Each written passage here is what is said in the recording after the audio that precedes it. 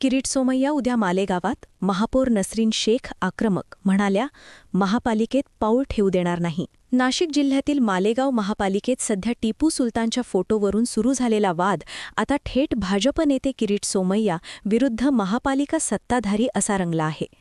भाजप नेते किरीट सोमय्या उद्या मालेगाव दौऱ्यावर जाणार असून त्यांच्या या दौऱ्याला मालेगावच्या महापौर नसरीन शेख आणि उपमहापौरांनी तीव्र विरोध दर्शवला आहे.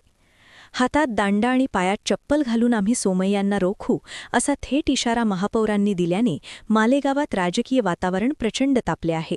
काही दिवसांपूर्वी मालेगाव महापालिकेच्या उपमहापौरांनी आपल्या दालनात टिपू सुलतानचा फोटो लावला होता. यावरून हिंदुत्ववादी संघटना आक्रमक झाल्या होत्या.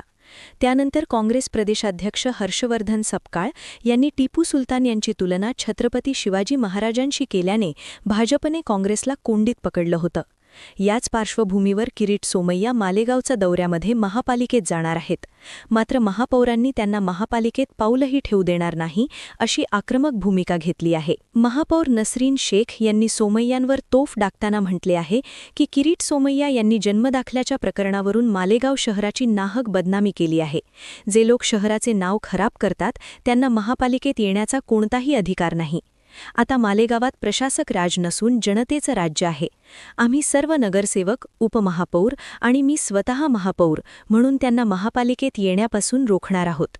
यावेळी महापौरांनी खळबळजनक आरोप करत म्हटले आहे की मालेगाव शहरात एका विशिष्ट समाजाला टार्गेट करून कारवाई केली जात आहे.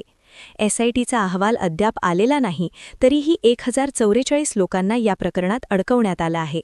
हा केवळ शहराला बदनाम करण्याचा डाव असल्याचा दावा त्यांनी केला. दरम्यान आता सोमय्यांच्या या दौऱ्यामुळे मालेगावात कायदा आणि सुव्यवस्थेचा प्रश्न निर्माण होण्याची शक्यता निर्माण झाली असून पोलिसांनी चोख बंदोबस्त तैनात केला आहे.